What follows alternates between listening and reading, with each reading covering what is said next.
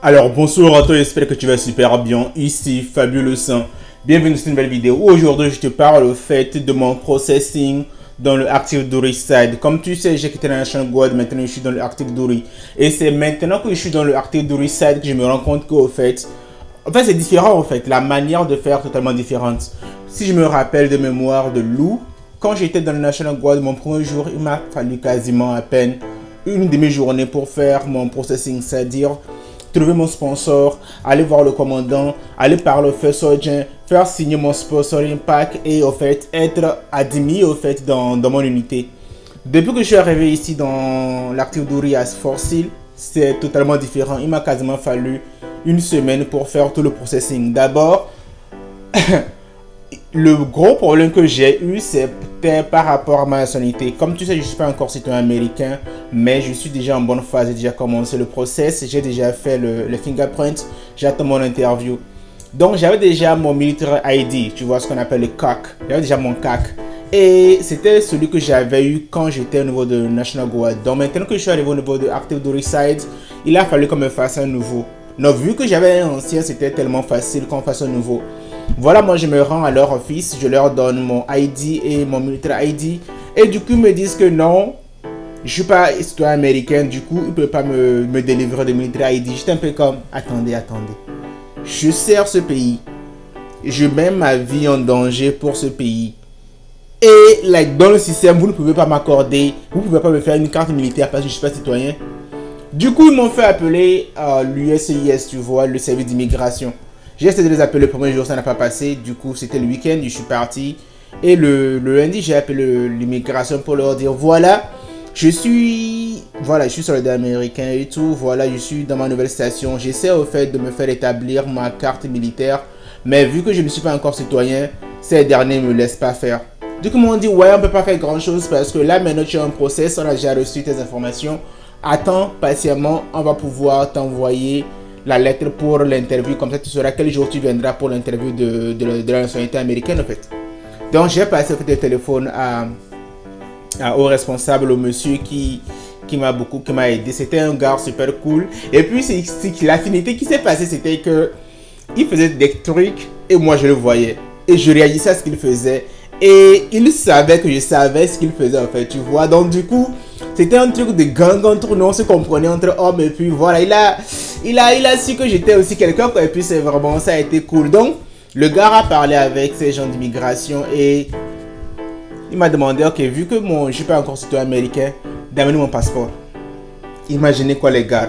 Je suis actuellement à Oklahoma. Je suis parti et j'ai laissé mon passeport à Iowa. Parce que j'ai encore certaines de mes affaires qui sont encore à Iowa, donc je dois les récupérer. Je suis venu à Oklahoma, j'ai conduit pendant 11 heures de temps et j'ai laissé mon putain de passeport à Iowa.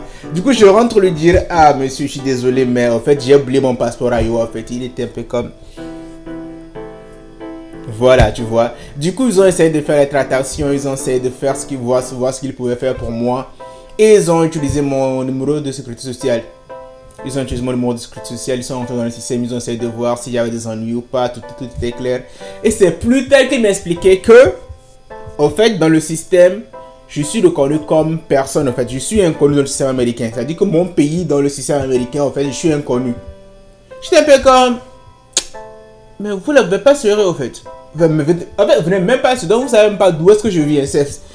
J'ai souri, en fait, et puis voilà, quoi, ils m'ont fait ma nouvelle carte militaire et puis tout est rentré dans l'ordre. Du coup, j'ai eu le temps d'aller faire les briefings. Après, il fallait prendre un rendez-vous pour aller au CIF. Le CIF, c'est là où on va pour prendre nos trucs militaires, tu vois, nos gears, tout ce dont on a besoin pour le Duty, le IOTV, le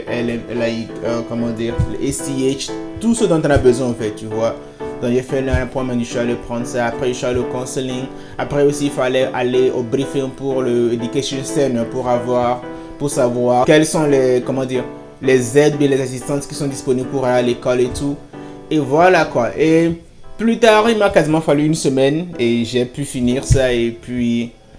Maintenant, après avoir fini là-bas, il fallait maintenant que j'aille à la brigade. En fait, il y avait tellement de choses qu'il fallait faire.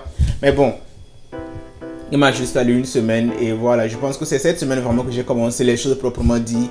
Et ouais, je kiffe ma life, c'est vraiment cool, c'est juste, j'ai fait ça en résumé parce qu'il fallait pas que je parle beaucoup trop, tu vois, je veux pas le faire trop long. Donc voilà, sinon c'est, mon expérience so far is good. Comme je dis, j'ai deux amis togolais ici, une fille et un garçon, du coup, on s'entend bien, de temps en temps on fait des sorties, voilà, on s'éclate, on fait ce qu'on a à faire et puis voilà, c'est la famille, on est ensemble et puis... Si tu as des questions par rapport à l'armée, t'inquiète, n'hésite même pas à laisser un commentaire. Maintenant que je suis dans l'active Doricide, si tu as des choses que tu veux savoir, fais-le savoir. Il y a des gens qui posent des questions par rapport au Air Force et tout.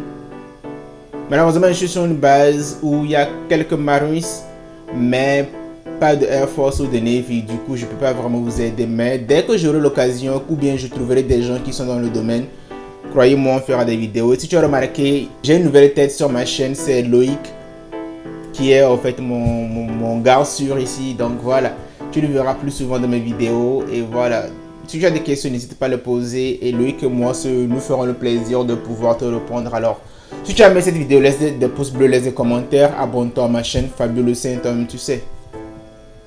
Bye.